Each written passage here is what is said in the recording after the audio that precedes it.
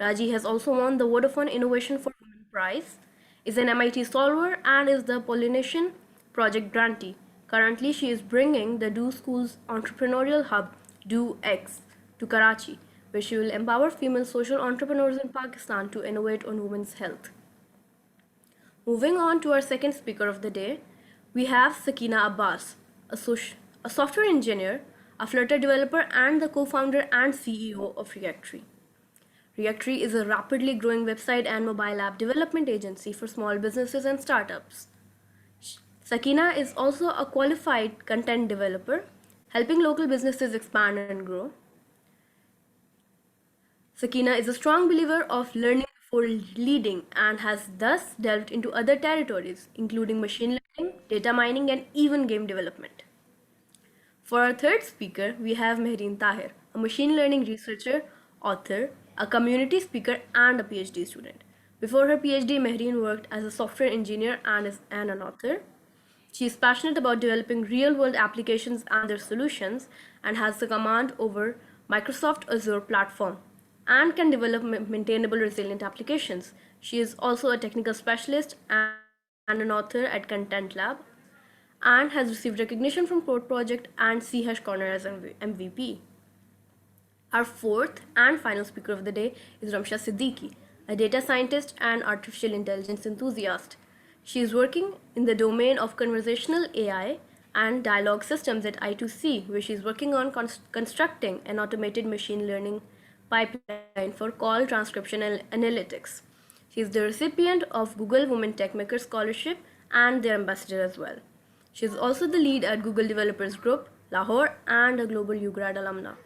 I would like to welcome our speakers and thank them for taking out the time to speak with us today.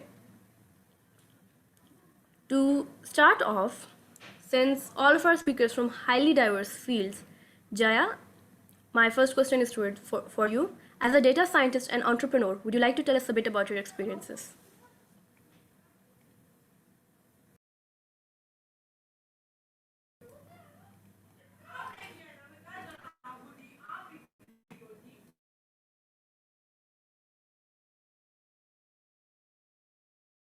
Okay, I think Jaya is not there. So, Sakina, you are a software engineer and an expert. Can you unmute me? Hello. Hello. Go Okay, ahead. sorry. Sakina.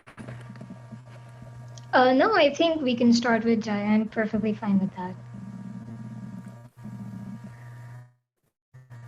Okay. Hi, everyone. Thank you so much for having me on the panel. So I'm Jaya, and I think most of my introduction has been done by Obama already. So currently I'm doing master's in computer science and it's majoring in artificial intelligence from University of Southern California on Fulbright.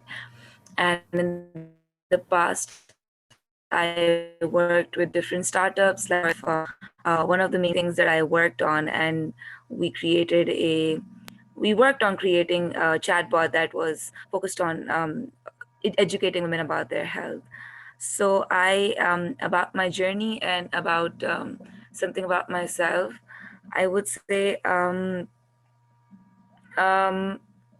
there's so much to talk about. Like I would rather say that working on computer AI and data science for social impact is something that I've been exploring for the last couple of years, and I think there's a lot of room for working on it in Pakistan, using technological solutions for improving the lives of people.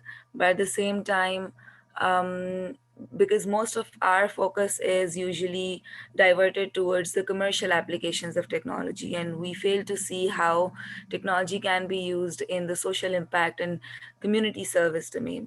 So, working on an interdisciplinary intersection is sometimes difficult, obviously, because it's new, but at the same time, it's also very rewarding. So, so having meaning to my work is something that I've always been focused on, and that's what I look forward to working on in the near future in Pakistan. I hope you get amazing projects in the future. Sakina, you are a software engineer and a Flutter expert. How would you describe your experiences up till now? Okay, so first of all, basically, well, first of all, thank you for the amazing introduction. But before a software engineer and a Flutter developer, I'm actually a co-founder and a CEO. All right, so Okay. I guess I could say that I started off my journey being a developer while I was still in university. But then while I was still in university, I co-founded my company Reactory, which is a software house. And since then, it has been a roller coaster ride. Okay. So, in terms of diversity, I guess I would say that being a female business owner, the perspective that I get from the others is somewhat different as opposed to when I would look at someone who's a male business owner. Okay, so usually, Alhamdulillah, I have been blessed with the best team and the best partners. Okay, and they have been my support team everywhere.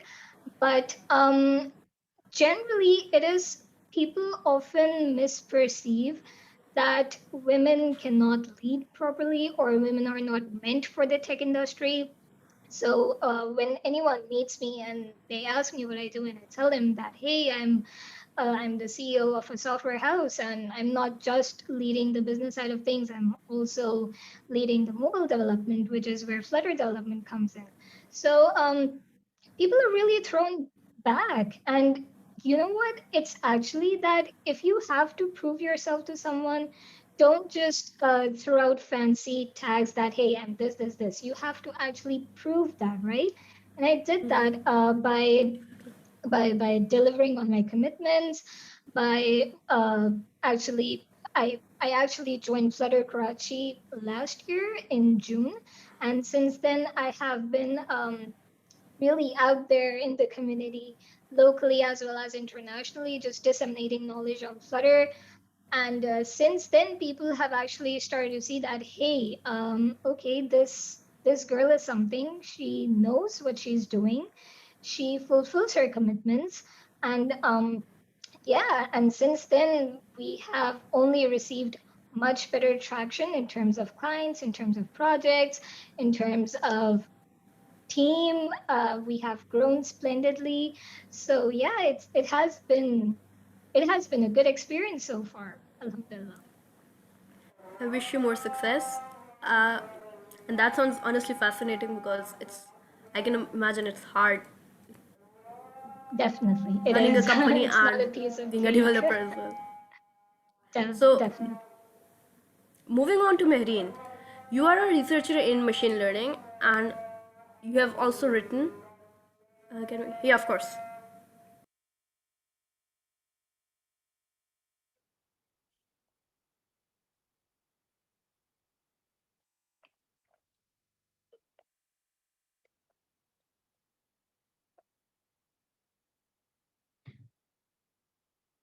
Transition. So I would say it's also been a roller coaster because academics, then I went into software engineering as a full-time job holder, and then I transitioned back to academics and into research.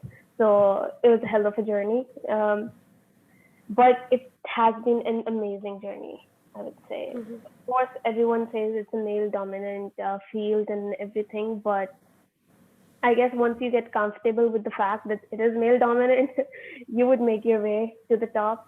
And I don't know what else to say. Well, that sounds fascinating. Ramsha, you are a data scientist and you also have experience with deep learning and have worked in the industry. So, how would you describe your field? Uh, my field is it's pretty cool for any deep learning or machine learning enthusiasts out there. I started off with just basic artificial intelligence courses in my bachelor's. So I think the one that helped me the most was it's a machine learning crash course on Google developers. It's a YouTube series, so it's free of cost, and they have these Google Colab notebooks that are free to use that you can utilize. And so it's very easy to learn TensorFlow just based off of that. So that's where I started just getting into AI, and then getting into the field of natural language processing, and then into the subdomain of conversational AI is a path where I chose my final year project, which was on sarcasm detection. So if you're given a bunch of texts and you want to classify, whether it's funny or if it's insulting or if it's a mixture of both, kind of sarcastic, how would you do that using artificial intelligence? So that was a really interesting project. And once it finished, I realized that I'm really into this.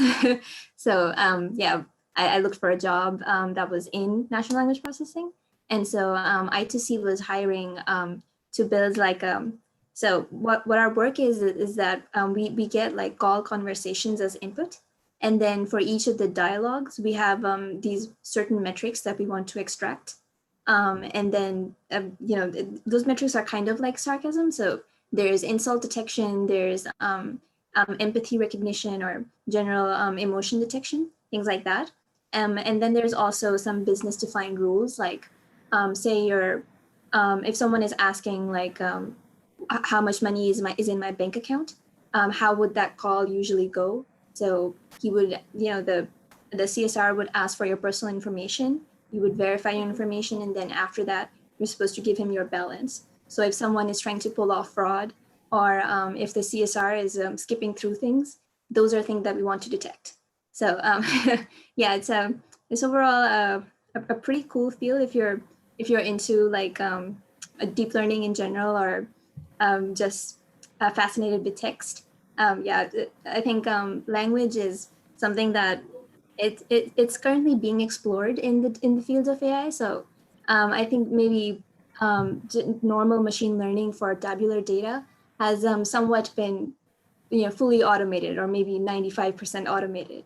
Language is some of the things. It's just one of the things that's still under progress. So I'm sure all of you have used Google Translate, or just the Google Speech API, and you've already seen the results. Like, yeah, yeah. So Google is still like learning all of this. So we're still far behind on achieving like really good results that can almost like replace humans.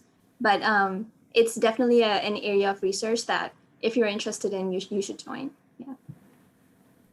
That sounds absolutely fascinating. And so, okay, moving on, I would like to discuss the potential and the opportunities all of your respective fields have for incoming students, or in particularly women. Since all four of you are from different fields, I think all four of you would have vastly different answers.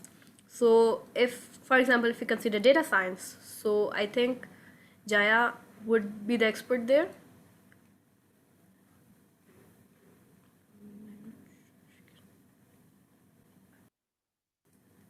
Or maybe software engineering or development. So I think Sakina would Okay, guide so us there. basically, if we talk about software development in general, because software development is like this huge umbrella, and then under that you get different subdomains, right? Like for instance, web development, mobile application development, desktop apps, right? So there are so many branches to choose from. In Pakistan, generally, I think there's a lot of demand for .NET developers, which is why I mean I have seen so many people learning that, but abroad, internationally, people don't tend to use that generally. But over here, what I can tell from my experience is that there is an absolutely rising demand of web developers and mobile application developers. And to narrow it down specifically in mobile application development, Flutter. Um, because I have been closely involved with the Flutter community as a recruiter, as a business leader, as a recruiter, and even as a developer myself. So I mean, even when we were the members of Flutter Karachi, we were just having this conversation a week ago on our Slack channel, and we were like that Pakistan is really lacking advanced Flutter developers. Okay, so due to our recent events on Flutter, it has still gained a lot of traction and momentum. So you'd see there are so many people who are just willing to learn Flutter, who are just learning Flutter, and they just create their projects. They post up on LinkedIn that, hey, this is what I did. So yeah, Flutter is something that is really hot in the market, and it's really uh, gaining momentum really fast. Okay, so if someone were to ask me that, hey, I am just about to graduate and I want to get into development, what do I do? Or should I go into testing? Because from my experience, I've seen that women, most of the women, they just tend to go towards QA, like testing. Why? Why are you just restricting yourself to that? Challenge yourself. If you have the thing for development, if you enjoy development, then get into it. There's ton of opportunities out there. Okay, nobody's gonna do some discrimination based on your gender. You just have to prove them that, hey, I know this work. And how do I? You create your stellar GitHub profile with your amazing projects. You create your whole project portfolio, and if you have time, do freelancing, maybe on Fiverr, freelancer, whatever helps you grow your project portfolio, right? Because at the end of the day, at least I wouldn't say for some other companies, but at least I and my company, we don't exactly focus on which university you're coming from or what CGPA you had. We really focus on what skills you have invested and how well can you deliver on them, right? So there are many women, right, who feel really inferior compared to their male classmates, and they just, I don't know, they just tend to go towards QA. A lot of them, I mean, I have seen so many women going towards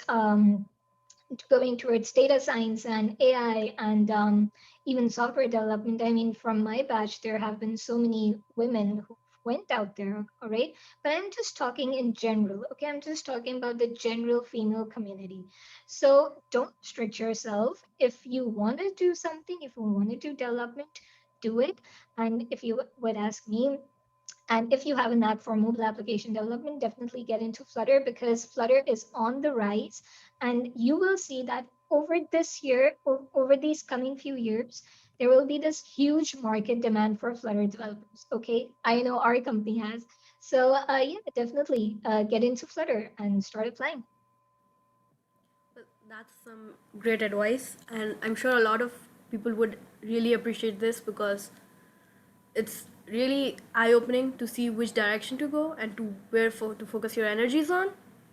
So, Jaya, how would you describe the opportunities and potential data science has? So, okay, so I would for women and the scope of work that I've done, like when COVID started, we saw a year ago almost that there was a medical emergency because of a pandemic throughout the world. Okay, so a lot of problems were there, and most of the people tried to use data, AI, and technology to solve those problems. Accessibility to health, accessibility to data, making vaccination plans, or trying to understand the virus better or its impact better. That's not only a world emergency, but it's also a social emergency if we see it from that perspective. So the field that I'm looking into is that women technologists who also who are not only technologists, building technologists like Sakina is, but also entrepreneurs, and they're focused on applications who are which are directed to solve these issues. So I am working on a health platform which is using AI and machine learning to not only provide accessibility to people for these health facilities, but also allow health facilities to make better decisions, to have more capacity for the influx of patients. And this is a broader vision of an application that I'm seeing.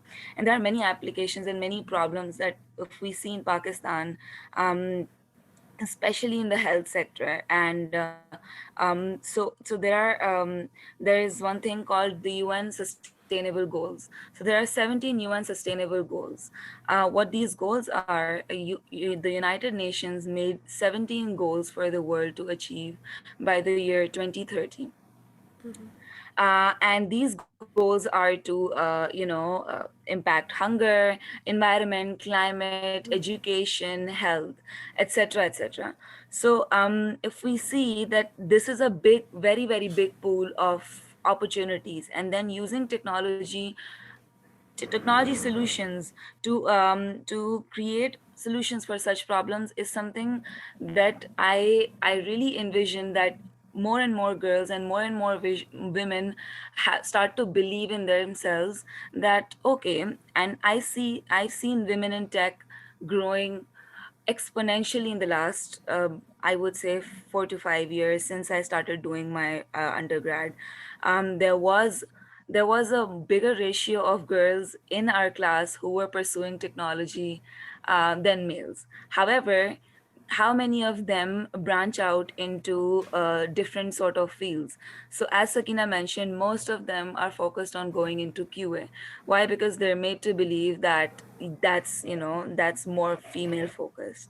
However, they don't. And a lot of them also I nowadays go into development as well. But how many of them think that they could develop something that would be their own product, and that they could use as an entrepreneurship venture, and they could like launch it, and they could sustain it, and they could scale it? Not many. Not many, because they do not believe in themselves, or they think that we can't do it. So I feel like there's a huge, because the opportunities that I'm seeing globally, fellowships, awards. So I was also a regional finalist for Commonwealth Awards for UN, for young finalists for UN Sustainable Goals. So awards for women, the Google Developer Academy that Sakina and I both did. Then there are fellowships, then there are small programs, big programs, entrepreneurship awards, grants. There's so many opportunities, learning opportunities, and development opportunities for girls, that if they start to explore today, it's going to take them years to even understand how many of them there are. So I would say, like, take a problem that you think can be solved using technology, build a very small application on it, and start getting more people on board. And then you just see that the world will be on your feet. Absolutely. In fact, you know what? Just to build up on what Jaya said, on the last thing that she actually said, you don't need to have this billion-dollar idea. Okay, just come up with the simplest idea. Just look around you, just in your neighborhood, or in your school, or in your university, or in your family, home, whatever, right? Just figure out this one basic problem that is irking you, all right, and just solve it using technology. And that's like the baby step and the first step on the ladder that you actually have to get on. It's actually starting. That's really difficult, but once you get there, you'll inshallah be able to go up even higher. Exactly. I always used to have this idea of a perfect product. But then when I started working, I learned that there is no perfect. Like, why, that is why there are versions. So if they say that, Absolutely. especially for females in our society, we need to be perfect and everything we do has to be perfect. So don't have that idea and image of a perfect product. Build something and then take it forward and improve it with time. Absolutely. Using technology to actually for society is not like doesn't is not only satisfying and challenging, but actually very impactful as well, and the idea is great. So Mehreen, how machine learning has vast applications, and that is something that we have observed, and it's like the buzzword right now, like machine learning this, machine learning that. But how would you describe the opportunities for incoming people, or people who don't know what machine learning, like people who are breaking out into machine learning? Okay, so like you said, it's a buzzword these days, and everyone is like, yeah, I want to get into the ML, and data science. But what most people don't know is first off, what is the difference between all these fields? Data science is different, machine learning is different, then deep learning is different. So I mean, a few they overlap to some extent, but they are different fields. So first of all, whoever wants to get into the field, they should get into the specific of that field. They should know the difference between all these fields and then decide which field they actually want to pursue. It's not something that, okay, machine learning is the best way, okay, I'm just going for it. And then in a year or two, they would realize, oh, what am I going to do now? Because this is just not about development. This is about understanding the rudiments of the field, the basics, where we are starting off. Because machine learning kind of like there is a huge role of mathematics and statistics in machine learning. And if you're not good at those subjects, you're not gonna be able to understand perfectly what is going on in machine learning. So I would say choose carefully whatever you're gonna do with it. Just don't follow whatever is coming your way. Make up your mind for it, whatever you're gonna do in that particular field. Like Ramsha said, she started off by learning the very basics of TensorFlow, and then she decided, okay, this is the natural language processing I want to get into. For me, I also started off just like her with the basics, but then I was like, okay, I don't want to go into natural language processing. I want to do something very different. So right now I'm working in the field of IoT, overlapping with machine learning. And the other thing I would want to say is, don't restrict yourself. So you need to see what is going to be the future demand. So like I said, I'm working in the IoT right now. Deep learning, NLP, and all these fields are there, and they're going to be there, but there is still areas that needs to be explored and needs to be worked on. So whoever is getting into the field needs to know what they're interested in and what they're gonna do. And also, since I'm doing my PhD, I would want to talk a little about that as well. Research is not a piece of cake, to be honest. Before getting here and starting my PhD, I used to think the same. Okay, it's not going to be a big deal. It is a big deal. So if you are deciding to pursue anything, whether it be QA, whether it be development, whether it be PhD, master's, whatever, what I would say is you need to be clear in your goal. It's not that, okay, somebody said that you need to do master's. Okay, I'm just going to do the master's. No, you need to know what is it that you want to stand for. Because in the longer run, it's just going to be you and you. So you need to know what is going to satisfy you. Okay, it could be development. It could be being an entrepreneur. It could be being a full-time researcher. I don't know. It's up to you. And so that's what I stress mostly upon. What is it that you want? What is it where you see yourself in the longer run? So that's what should be the focus. And I won't stress get into machine learning, get into development. I would stress get into something that you are interested in, something that keeps you awake. Like you need to have that passion to be successful in any field of life. Whichever is it, it doesn't matter to me. Okay, it's gonna matter to you. So be focused on that. Making informed choices for decisions that are going to impact your life is, I think, a very important lesson we can take, and that we should focus on instead of going around with the buzzwords. Ramsha, Marine just said that ML and deep learning coincide just a little, but they are vastly different fields.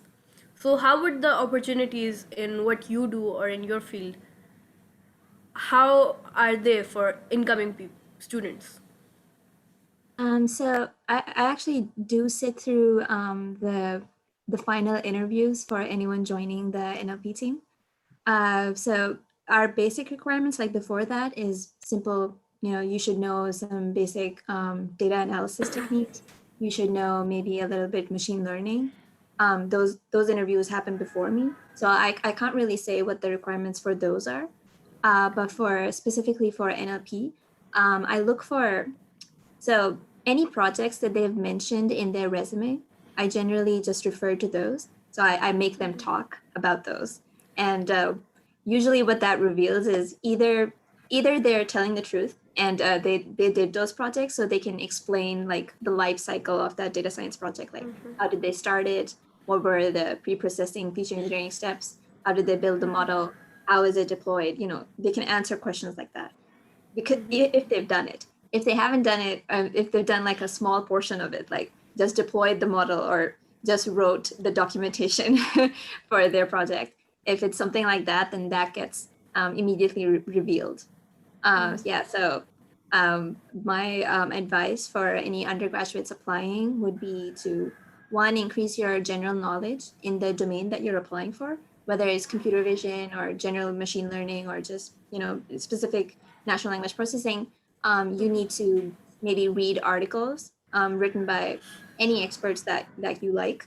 Maybe watch YouTube videos, or it's COVID night right now, so you can probably enroll for courses online. I think everyone enrolls for courses online last year. I did for reinforcement learning. It's good, but like it's a lot harder than NLP.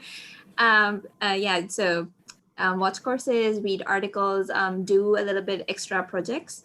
So if you're applying for a specific domain, it matters if you've done additional projects, or if you can answer additional questions like how do regular expressions work, and what's inside an embedding layer, how do word embeddings generally work, what's the difference between glove and word2vec, general. I think only someone who's worked in the domain can answer certain questions about whether computer vision or natural language processing. So if you apply for a job where it's mentioned that this will be the particular domain we'll be asking you about, it'll be good to have just a general knowledge of some of the intro level questions, and then maybe doing one or two projects in that domain and actually doing them, not like just adding them to your resume and then lying, because that immediately gets out, and then a lot of people get rejected just because of that. Well, I think it's Sorry, so building on top of what Ramsha just said, yes, please enroll yourself in different courses, but make sure you complete those courses as well. Because most of the time we just get bored, or we lose track of the time, and we just forget that we actually enroll. It happens to me, so Yeah, mine like I think it continued for 4 months, and the ETA was like 2 months. I think it was really small, but because I couldn't finish the assignments on time, it kept on going, and so I had to pay for 4 months. But yeah, that happens. Mm-hmm. And also building on top of what Ramsha said, please just be honest in your resume whenever you're applying for absolutely any job. It definitely helps when you mention your projects on your resume, because that's what we're actually looking for when we're giving a quick scan to your resume. Okay, we're not interested which school you attended and what grade or what percentage you graduated with. All right, we're just specifically looking for what skills you currently have and what projects you have and what was your past employment experience, if any. Right, and specifically when we're talking about projects, please list down projects that you actually did and that you actually know knowledge of. Okay, if perhaps sometimes it happens that you may mention a project that you obviously did do it, but it was so old that you no longer recall it. Okay, because I have had friends that when they apply to certain jobs, to certain companies, and they had mentioned projects which were not even pertaining to the domain for which they were applying, right? So the employer, the recruiter, they just picked those projects very subtly, and they asked them about them, like, okay, hey, so you did that, could you please tell me about that? And they were like, I don't know, what do I say?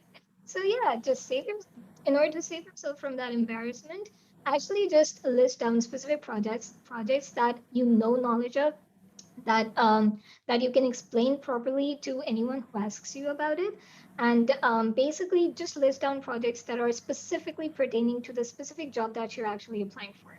So yeah.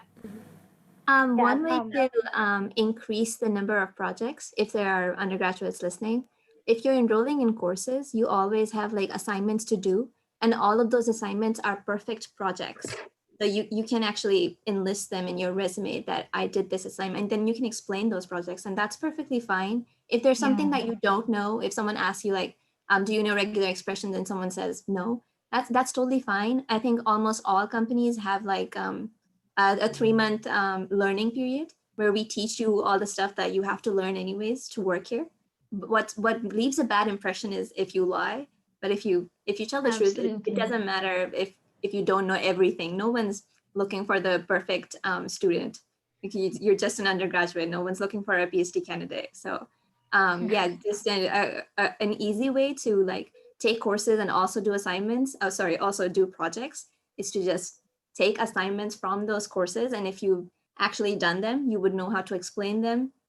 You might even be able to answer extended questions if the recruiter is used to seeing those projects in everyone's resumes. Then he might ask you extended questions, but you still be able to answer them, and that will show off a lot of knowledge. On So, interview tips, I would also like to build on something like that has happened with me mostly. So I would get anxious during interviews a lot. And even though I would know the answers to the projects or the questions, I would just not be able to deliver them well because the anxiety of performing really good in the interview is always there. So a little bit of tip is, for me, which worked was mock interviews.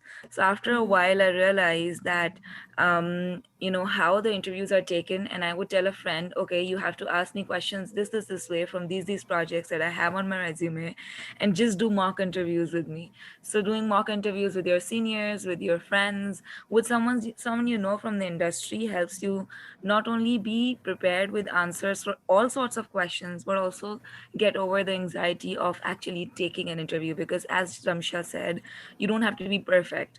You need to know the basics, and rest will be taught, because especially in the field of machine learning and NLP, they are so evolving that most of the times, even if you're like at 5 years of experience of your life, and the tools that they'll be using, they will still be new because it's so evolving. So don't worry if you don't know the tools or if you don't know the platforms, but if you know the basics and if you know how to deliver an answer, I think that's good. and since we were talking about interviews and all that, and Ramsha mentioned PhD, I'm gonna step in right there. Actually, the same applies for PhD as well. They also pick up your projects and ask you questions in your interviews that what you did and what you think about it and all that sort of stuff. So it is very important that you only mention the projects that are relevant to that role, that PhD position or whatever that you're doing. And also, you know, also Sakina has mentioned GitHub. Uh, I've been approached by several students these days since PhD positions are open these days. So they're like, okay, what do I need to do? And I usually ask them, do you have an active GitHub? And they're like, no. Why not? If you're doing projects, you're doing assignments, you just need to put it on the GitHub and then mention the URL in your resume or whatever, and that would get you ahead of other candidates who don't have GitHub. Don't be among them who don't have GitHub. Like maintain your active GitHub, because when I was applying for PhD, they also asked me to share my GitHub URL, LinkedIn profile. So these are the platforms that you need to be more active on. And if you have an active profile, I think it would be easier for you as well as for recruiters to go there and see what you have worked on.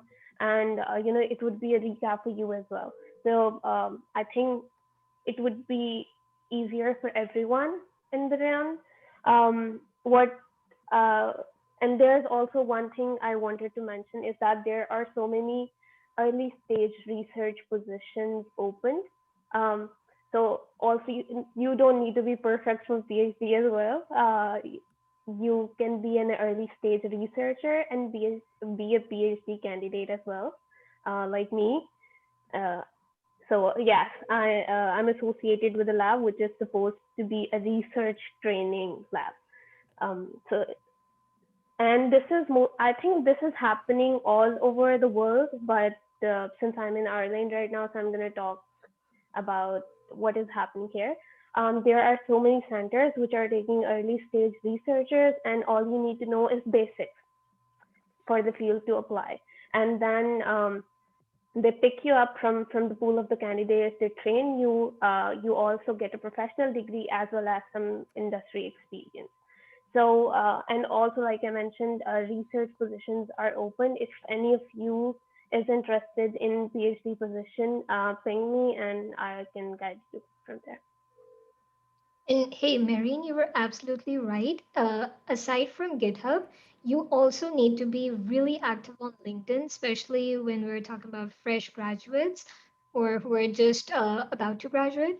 And when I say just be on LinkedIn, I don't really mean that you set up your profile, you send out connection requests, and then you just like everyone's posts. No, don't do that. Actually, curate your own content as well. And when I'm talking about content, um, just basically share your projects or share your experiences, or maybe you were working on some project and you ran into some problem and you solved it somehow, right? Just share that with the community on LinkedIn, okay?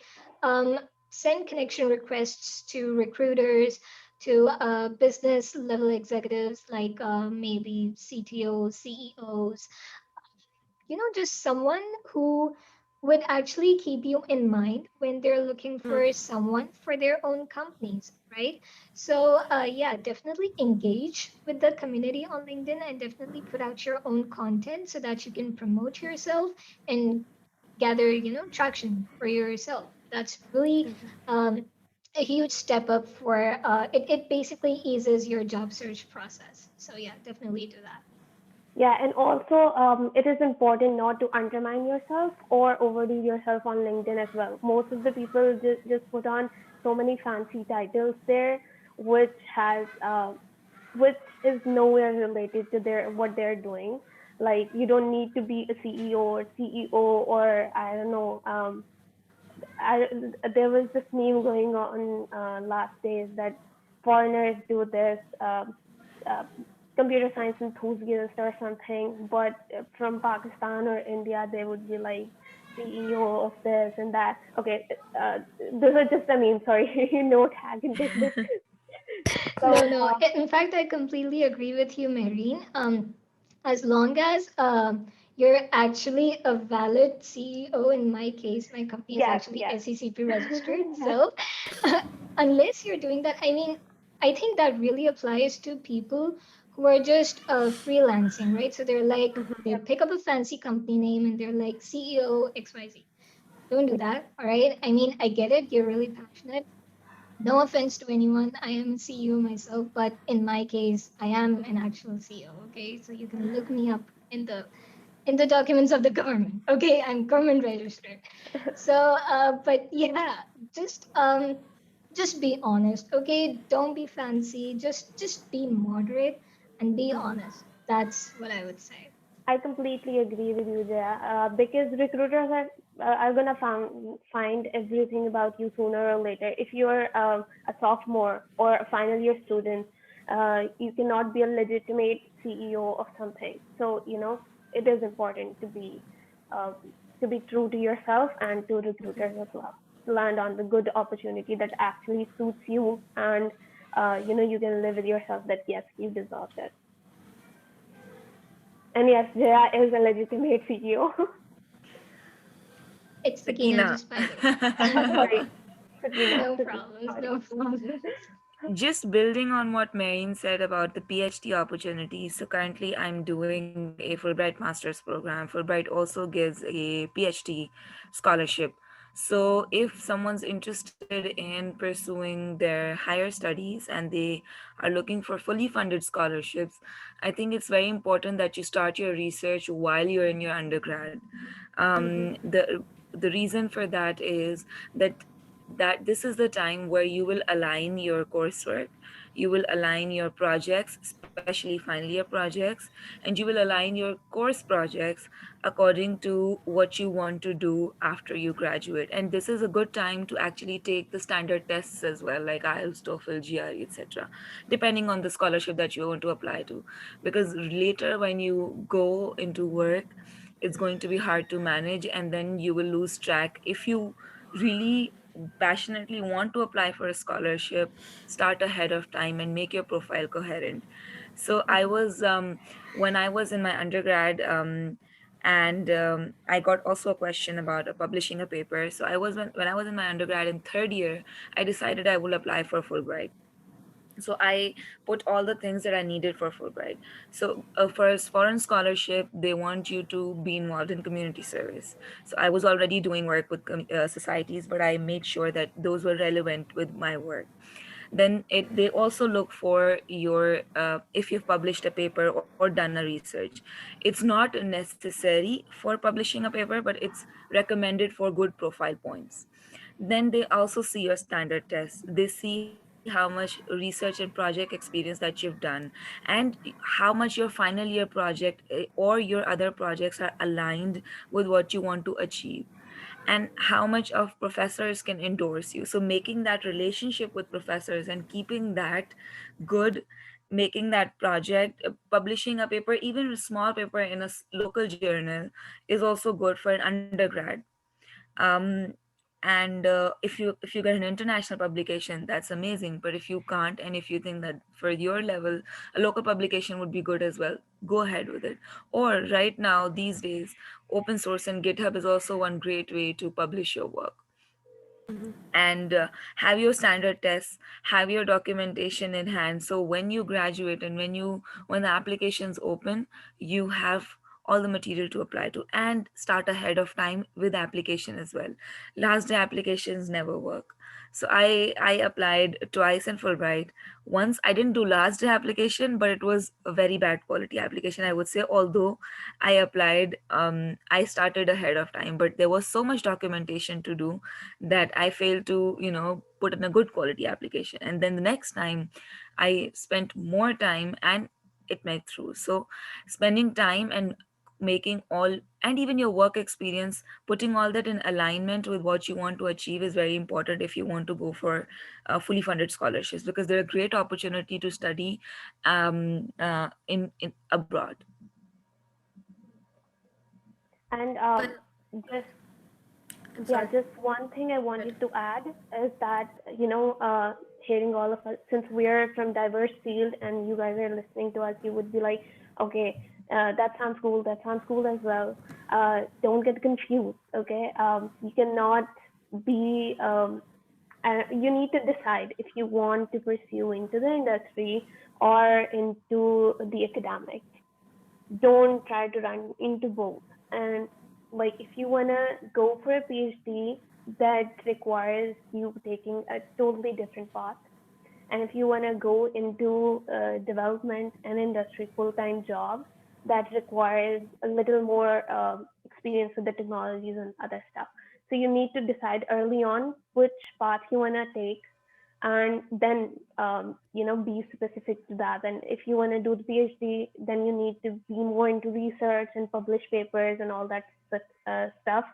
And if you want to do full-time development, then you need to be focused on problem solving. Well, problem solving comes under both, but problem solving with coding part.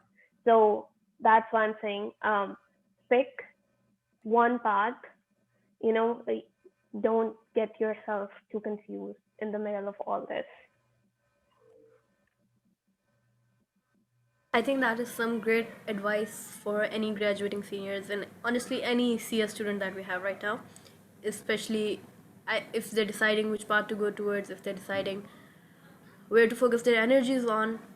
So, I have another question on the specific challenges that you might have faced when you were starting out with your current goals, or when you were starting out with tech in general?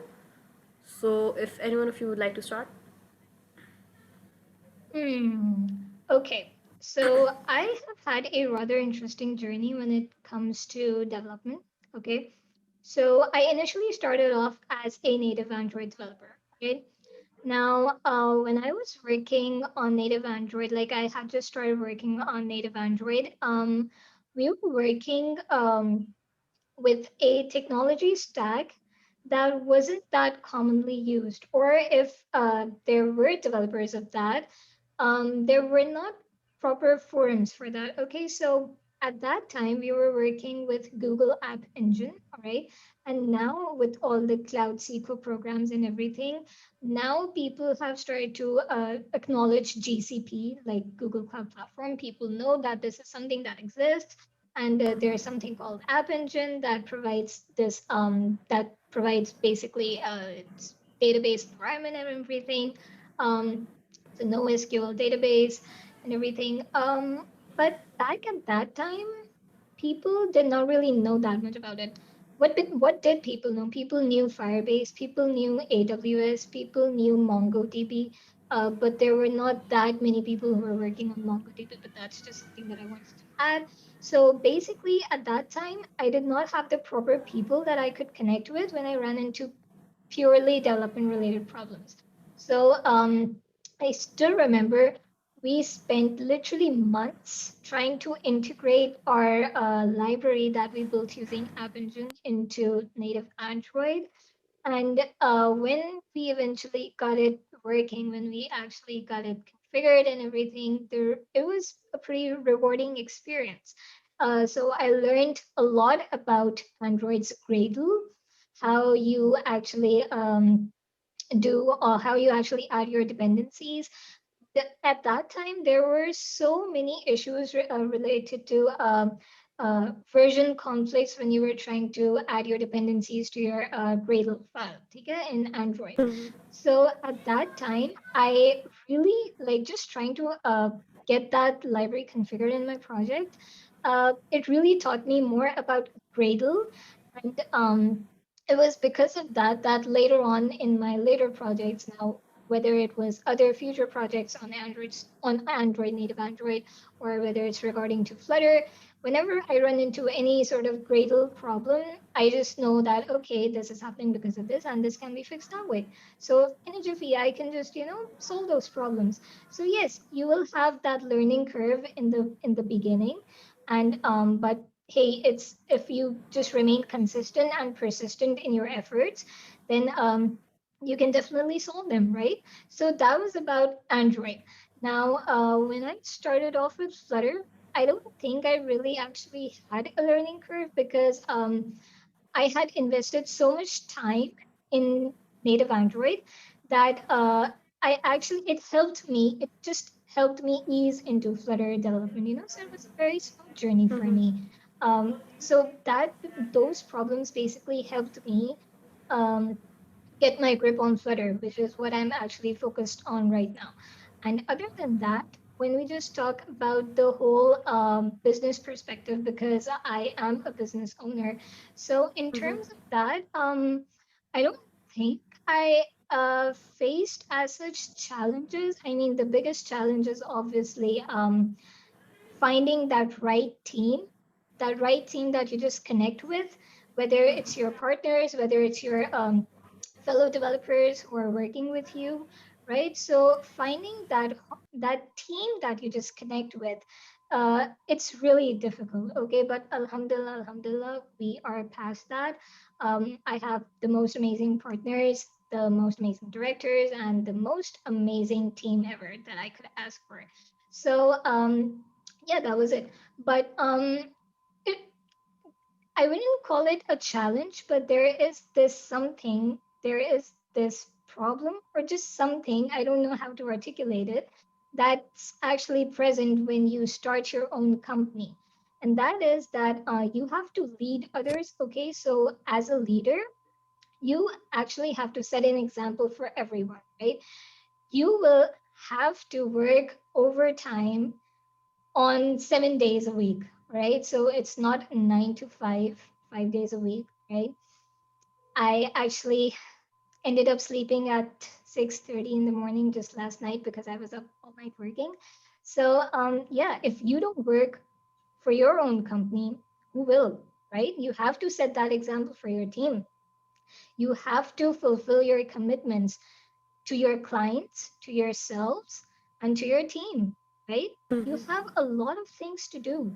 So there's just one thing that it sometimes gets me really exhausted because I end up working a lot sometimes. But it's just that struggle of a couple of days that actually proves to be rewarding after you've done that. So that is really nice. So yeah, I guess that's pretty much about it. Well, I think it's the greatest challenges that teach us the most and all the problems that we have. So, Absolutely. Mehreen, did you have any specific challenges when starting out with research or when going towards ML? Um, so it was a rather interesting experience for me. I had no intentions of getting into computer science at the very first stage. So, and I don't know, it was just a sudden plan, and I was just like, okay, I'm going for computer science in my bachelor's. And at that point, believe me, I didn't know how to install Windows. I did not know anything about it, and I felt really, left behind at certain points during my bachelor's. But I would totally agree with Sakina that it's the effort of few days that's going to reward you in the long run. And then again, I was in, like I said, I was always more into academics, so kind of bookworm I was, not exactly, but I was just kind of like that. But then I had the exposure of working into one of the labs in US during my UGrad semester exchange program, and that was an eye-opening experience. That's when I realized that this is not gonna pay me enough in the long run. By pay, I don't mean the money. I mean what my plans are. So that's when I came back and I started looking out for other things. So it's like university is not gonna do you enough.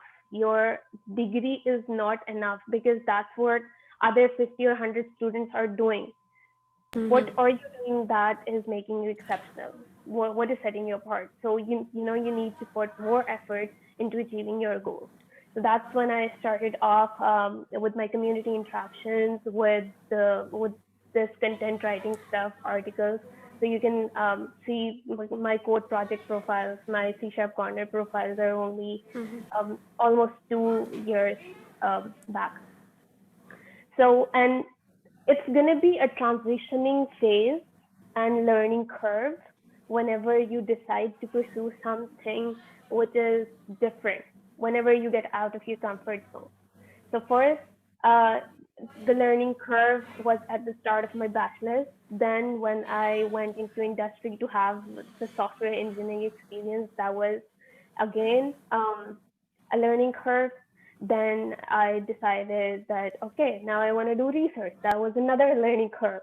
And then from software engineering to machine learning was another learning curve. But everything builds on top of the other. If you So software engineering teaches you how to be a problem solver. Now that you're transitioning into a specific field, you just need to learn the ways you are going to solve the problem with respect to that field. So it's going to be a transitioning phase. It's going to be a learning curve all the way around, but it will be worth it, I guess.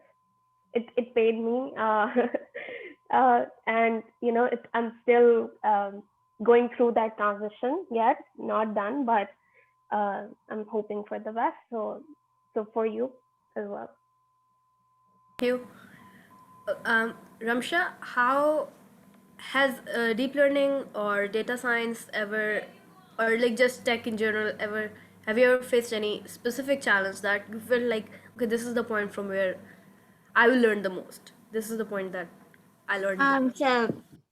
Working at my job, I think all of the data scientists or machine learning engineers who are currently working might relate to this. But usually when you're doing open source challenges, you have like these perfectly curated data sets that you practice on and you build your experience on. But then when you join companies, they would have like a serious shortage of labeled training data, specifically good, clean training data. They might have all of their data just randomly shuffled in billions of SQL tables.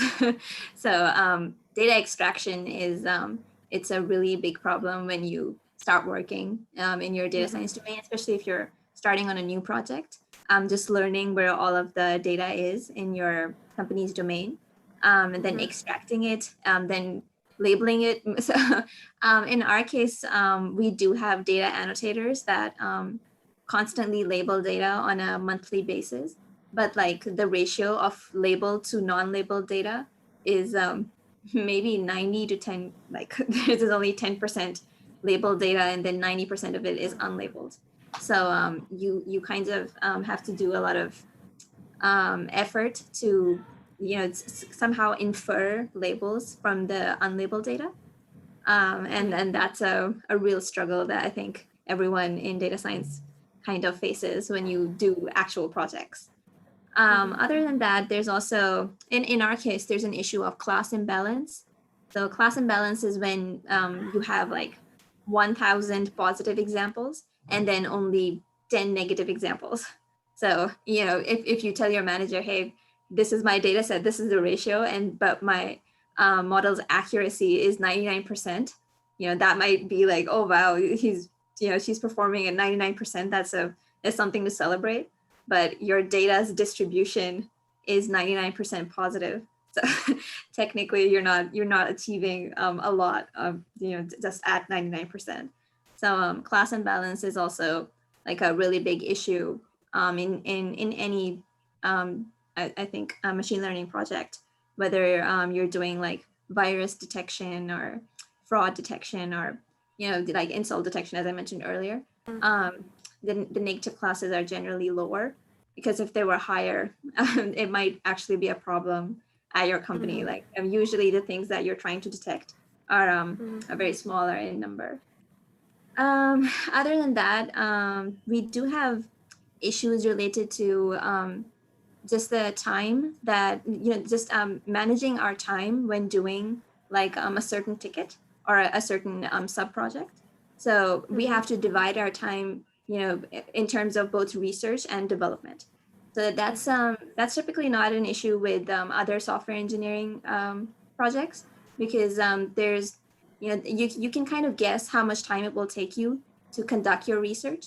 But in data science projects or in machine learning projects, the typical agile framework, it doesn't really apply, word to word. Sometimes you do a research for like a whole month, trying out this new model or this new a prediction technique, and it will, after a month, you will figure out that it is not useful at all. So how do you tell that to your management that the experiment you were running, it didn't turn out to be successful? Or the hyperparameter tuning that you've been doing for the past 2 weeks on production, it didn't result in anything. Or you need extra time to just figure out what to do before you do it. And then even that would just be research. It won't be actual development. So there are certain deadlines when it comes to working in corporate firms. They want you to immediately produce better improvements on your existing models or continuously make new models. And it's kind of hard to convince your management that, hey, this is the time in which they want us to do it, but we need extra time just for research. And then for development, we may need extra computational resources even. So right now, these days, because models are getting bigger and bigger, especially in NLP or computer vision, we need GPUs. And GPUs or TPUs, they cost a lot. Even one of them is like really expensive. So convincing your management that everyone needs this new version of a GPU, and we also need like 3 or 4 of these on production, it's an actual thing that costs the company money. Even getting more data labels can sometimes cost companies money, or getting consultants, like data science consultants, or other things like that. So just convincing your management that they will have to spend money before they can get results from you is also, it's kind of a struggle. Like telling them you need more time, you need more GPUs, you need more computational resources, or you need more actual resources, like actual other data scientists helping you on something. These are some of the common problems that I wasn't ready for before starting my job, but everyone does get eventually used to. So yeah, these are very typical, I I would think, like in to all. Yeah. I so relate with Ramsha because I was gonna say the same exact thing, that not saying that software development is easy or something, but since software development has these said timelines and pipelines that they have to achieve, and it's not dependent on the software developer or the data to kind of it does not, it's not person dependent, or it's not data dependent, it's mostly technology dependent, and we know what sort of technology and what sort of experience would take to build something to the final, and how would the production work. Everything is very well defined and well understood when it comes to data science projects. So I would share my experience, one of my experience with you guys. So I in my final year project, I pitched a really cool project to my professor, and he was so impressed, and I was like, oh my god, my project got approved, and he agreed. And it was basically to use RAM data and real life computer data to figure out the user activity on a system, and then schedule system resources for a user. So this is my final year project, and I was very happy because it sounded so cool when I pitched it and got approved. But when I started working on it, the first question was, where is data? And we questioned, we asked our professor, okay, give us real-time user data, and he was like, no, no, no, no, no. No, no, no, you don't get it. You create, like, you make real-time data. So we had to sit for 6 months in our lab on computers, like from 8 a.m. to 5 p.m. We would run our scripts on actual computers in our labs for collecting data of the users that they were like of the system that they were using. And then after 6 months, it took us just a month to understand the data and realize that, oh, this is garbage. So we literally had bought a 1 terabyte disk just to save that data. And then we realized, oh my god, this is so much garbage. And from that, a lot of GBs and of data, we just had like a very small data set.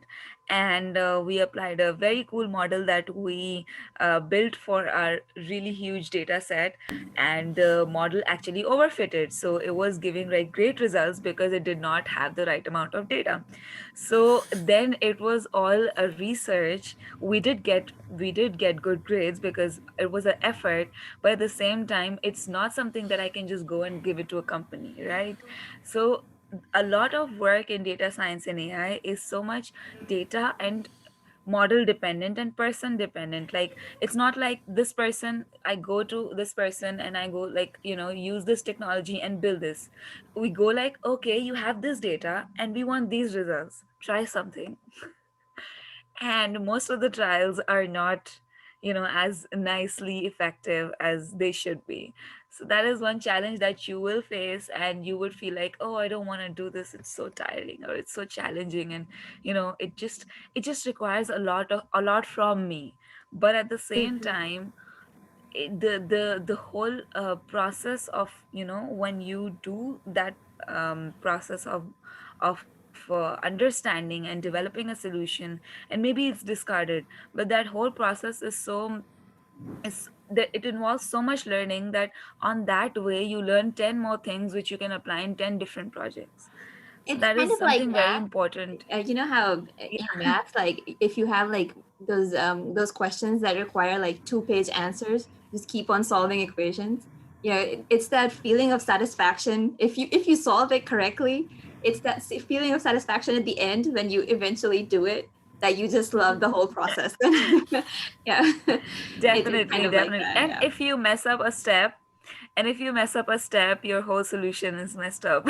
so Yeah. yeah. so That's having that exactly kind what of happened. belief in Yeah, yourself is very important. yeah. And that is one that yeah, that is one challenge that I would say technologically, that people who want to pursue machine learning, data science, AI, and different sorts of subdomains in that would face. Another challenge that I would want to share, and like I want to share with people, is about how when you want to work in social impact as females, is and on top of that, I majorly worked on a product which was female centric. So female working on a social impact project using technology which not most people understand. There's a digital divide. People don't have technology, the sort of people we want to reach. And for women, and on topics that about their health which people don't want to discuss openly. So there was one point I asked myself, why am I doing this? Like, what am I even getting out of it? Like and then after some time, that there will be a point when you will ask yourself, why are you doing this? But at the same time, you would know, you just need to keep firm with that. Like, this is the technology I want to use, these are the people I want to target. How will I reach them is something that I need to figure out. How will I get funding, especially being females? And if you're in the startup and the entrepreneurship domain, getting funding is a little more tricky in our ecosystem still.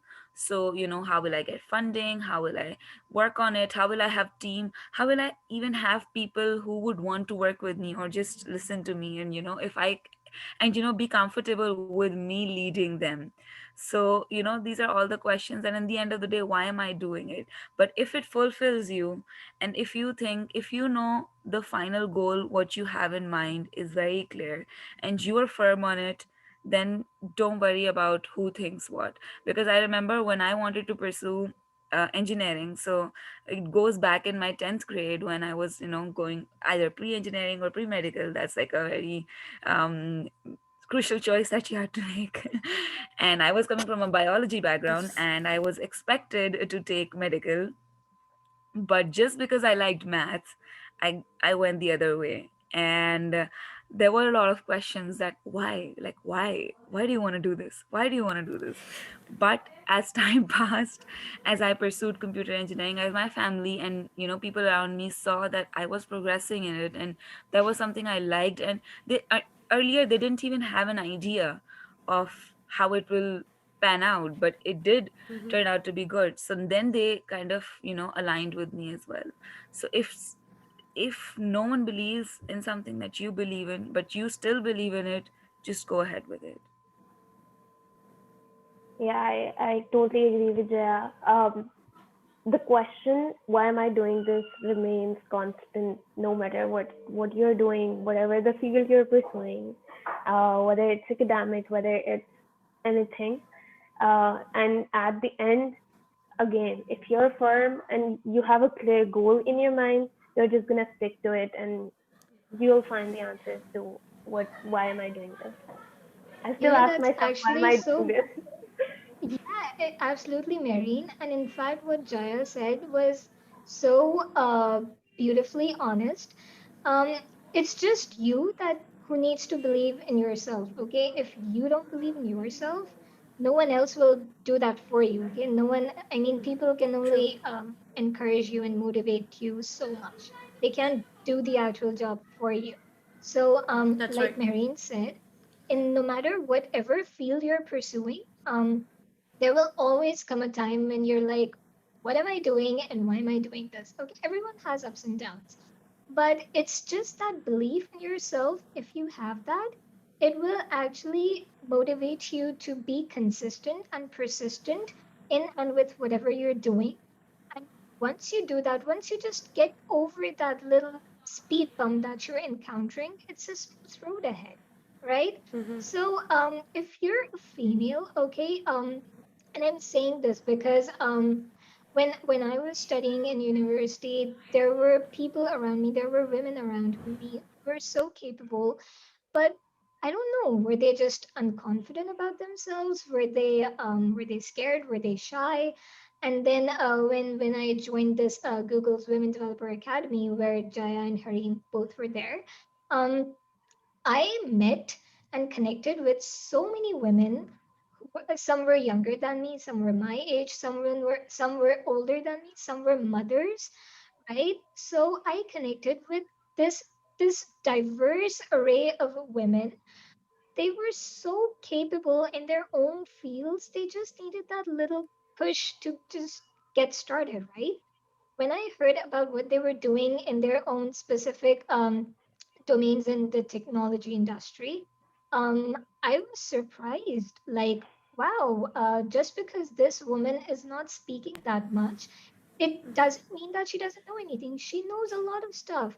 When we were actually, okay, so in Google's Women Developer Academy, we were organized into, we were basically assigned mentors and we were grouped together, right? So there were like three people in a group with one mentor, and then perhaps two people. You know, we were just paired up and we were grouped together. Okay. So it was that when we had the actual ice breaking sessions, when the females, when the ladies, they actually felt more comfortable to open up about what they're doing, about their struggles, about their vision, their passion, their aim. And that's how we motivated each other. Like, hey, you could so totally nail this. Well, what's holding you back, right? And since that time, I have seen those women. They are participating in tech talks. They're giving good talks on whatever specialization they have, and it's just great. So yeah, what I'm trying to say is that please just believe in yourself. Just because you're a woman does not make you any less than your fellow teammates, fellow classmates, whatever, right? Uh, you see, Allah Ta'ala created us for a reason. Okay, we all have a purpose in life. I keep asking Allah Ta'ala, what's mine? I think we all do at some point in time. But it's just that we all have a purpose, okay? He did not create us for absolutely no reason at all. So if sometimes you have a hard time believing in yourself, then at least just believe the creator who created you, okay? I mean, he's he created you, all right? He created you for Yeah. a reason.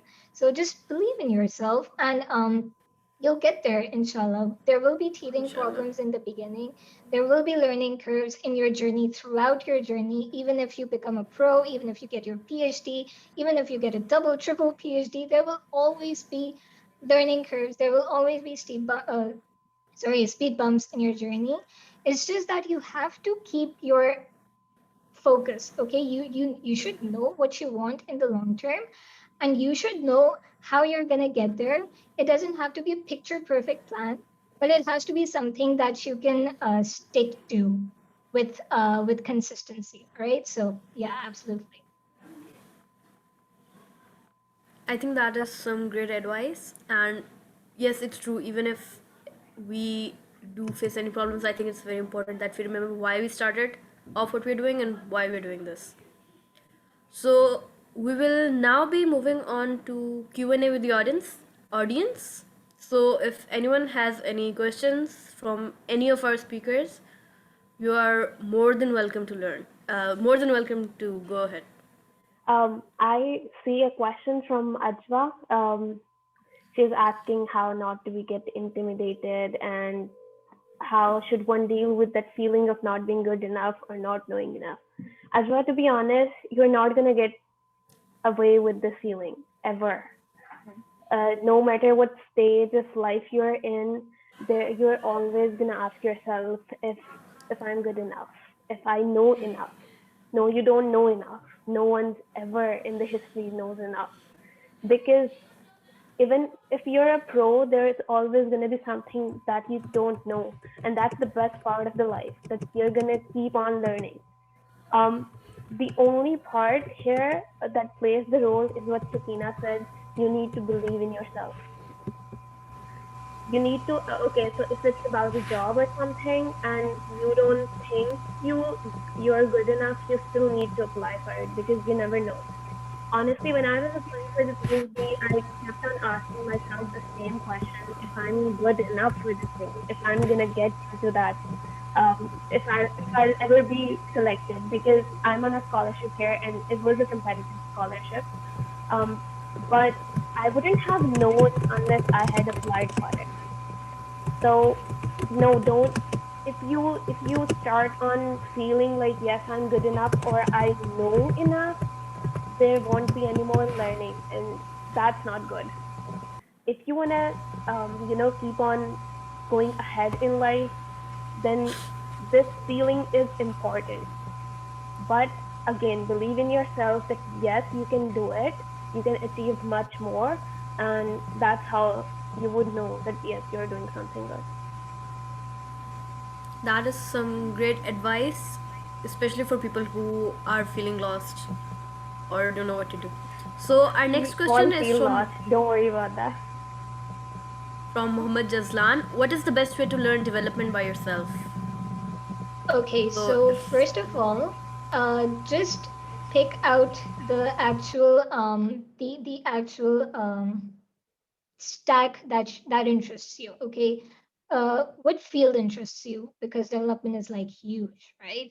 Is it web development? Is it mobile application development? And then if it's web development, which stack? But obviously, if someone who's just a beginner, they don't understand what main stack means or what MERN stack means or what's Angular, what's Node.js, and all of these, fancy tech languages and stacks.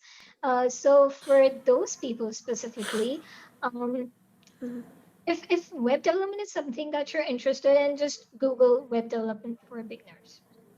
And the first go-to that should be would just resort to the first URL that pops up. It would probably be a blog URL enlisting that, hey, these are the different tech stacks that you can work with and all of that stuff. And then just start with YouTube. Don't resort to any paid services. Go to Udacity, go to YouTube. I think Udemy has some free courses. I'm not sure if Coursera does. Maybe Coursera has some free courses as well. And even if it doesn't, you can still apply for financial aid, and they practically give financial aid to anyone and everyone, right? So obviously, the first thing is that you need to do a bit of searching. Okay? Or you could just go head over to YouTube and just hear from YouTuber developers and just get their take on this. That okay, this stack offers this. You'll have to learn this, or you have to do this and this, right? And then similarly, if I mean, yeah, that's literally the only thing that I would say for someone who has absolutely no idea about the tech stacks that they can experiment with. Okay? And then once you have narrowed down your search and you have figured out that, okay, this is something that interests me. So, for instance, Flutter development, because I'm a Flutter developer, right? So, just obviously, first you have to take a course, whether it's from visual tutorials or just textual tutorials, okay? Whatever you're comfortable with, do that. And then once you're done with a course and you feel that, okay, you have sufficient, or you have at least, yeah, you have sufficient skills that you can begin with or to start with, then just replicate any existing product, any existing simple product, just replicate it, minimalism, right?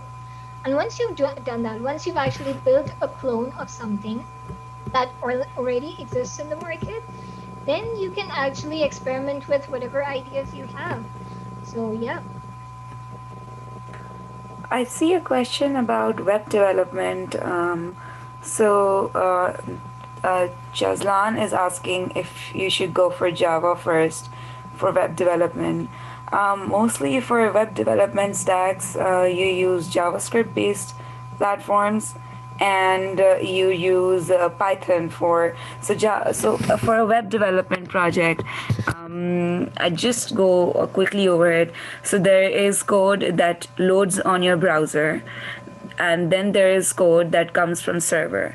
So for the code that loads on your browser, the client side of it, mostly you use HTML, CSS, and JavaScript script based libraries. So if you think that you want to start from basics, you could try and learn Bootstrap. Bootstrap is an HTML and CSS based platform, and you could create a basic page.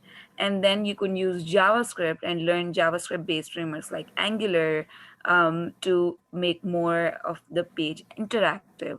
And then you can create JavaScript based server side, like for example on Node.js or Python, or use a Python platform to, connect your web page with a server. So I would say if you want to go into web development, start with HTML, CSS, and JavaScript, and then ease into it.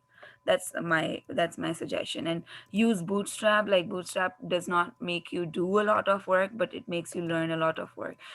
Like you don't have to do, but you still have to do. So it's a great learning platform. There's also a question for Ramsha from Muhammad Ibtasam. Is it safe to say NLP is now a solved problem after the advent of GPT-3 and Google's newest transformer? Someone already said no. Yeah, I'm also going to say no. So originally when GPT-3 arrived, I don't know if other companies are using these very large embedding models on production. But if you talk about just the computation time, this is something that companies take into consideration whenever they're deploying models onto production. So let's say your model has to work under 10 milliseconds. In those cases, or in those use cases, you're looking for like the smallest model, which will take like the smallest inference time. And it's the most easily explainable. You're looking for those kinds of models. So GPT-3 is like, it's like if you taught all the text in the world to one model and created this huge, just giant brain, and then you want to deploy that onto production and then share it across multiple users. It's just something that companies don't really use in production. So even though it's something that works well, it's not been proven to work well for all of the scenarios. One, because it's just a learned representation for data from all these different domains. But there are still domains that, I mean, you can prove in certain ways that if you have a small data set that's always within your domain and you teach a small model to predict well on it, and then you try and use some pre-trained model, try to use that to predict that, you would see that the results are almost comparable. It might be slightly better, but with the trade-off that you might need more memory, more computation, more time. And so what companies usually go for is smaller, simpler models that, say if someone from my senior management wants me to explain, I'd easily be able to explain. And so the problem with these transformers is that explainability comes at a very complicated cost.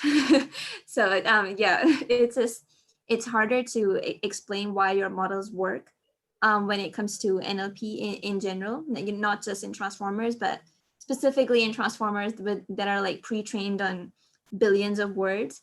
It's more like, okay, if you train it on trillions of words, what will happen then, right? You're just increasing your memory into like this one model, kind of like when we used to have supercomputers that like works really well, but they were really, really giant. Like they're useful, but only useful for using as a reference. Maybe what you want is that smaller iPad that will work, in your homes. So it's kind of like that.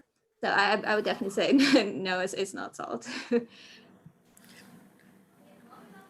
Thank you so much to all the speakers for attending, for such amazing conversation, and for all the advice that you have given us. We will be wrapping up the session now. I would like to thank each of you, and I think they will be sharing certificates with you as well. So, okay. Thank you, Jaya,